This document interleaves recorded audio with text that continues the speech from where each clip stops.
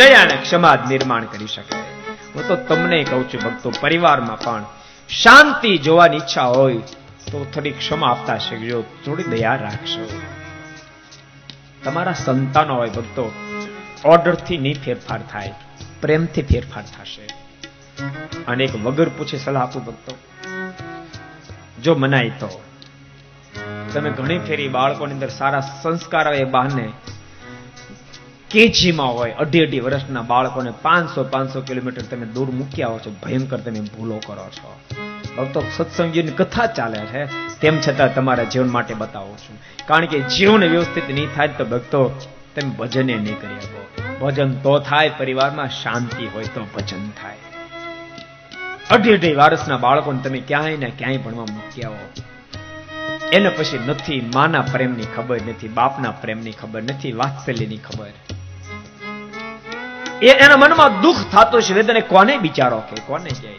તમે અમીર હશો તો કદાચ 1,00,000-2 લાખના ચેક મોકલી આપશો, પણ વાત્સલ્ય પ્રેમથી તમે એની સાથે તાતણો જોડ્યો નથી. તમે ચેક જ મોકલે રાખ્યા. તમે વૃદ્ધ થશો ને પછી તમને વૃદ્ધાશ્રમમાં મૂકી આવશે, ની ચેકમાં લખે રાખશે, મારા બાપનો ચેક લઈ લેજો. પ્રેમના તાતણાથી પરિવારને બાંધજો. જગત મિથ્યા છે ભક્તો. દેહના સંબંધી સાથે નાતો શરીર છે ત્યાં સુધી જ છે, પણ શરીર હોય ત્યાં સુધી તો પ્રેમથી રહી શકાય એવો નાતો રાખો. દેહથી તો રાખો, દેહથી તો રાખો.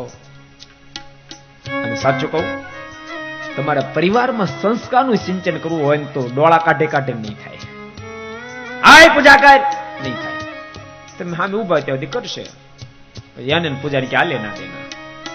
પ્રેમથી અને વાત્સલ્ય ભાવથી માથે હાથ મૂકીને ભક્તો પ્રેમથી તમે કહેશો, બેટા પૂજા કરવી જોઈએ. આપણું ભગવાને કેટલું રાખ્યું.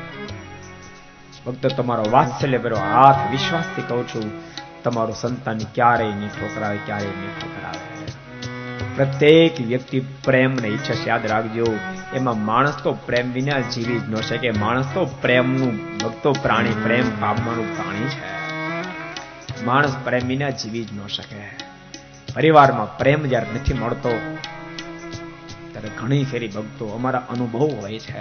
અમે મૂળ સુધી જાય કે કુલક્ષનું કારણ શું, તો પરિવારના કંકાસ, પરિવારની અંદર ભક્તો શાંતિ નહીં, પરિવારમાંથી પ્રેમ ન મળ્યો, પરિણામમાં વ્યક્તિ દારૂ પીતો થઈ જાય, માણસ ખોટે માર્ગે જતો થઈ જાય.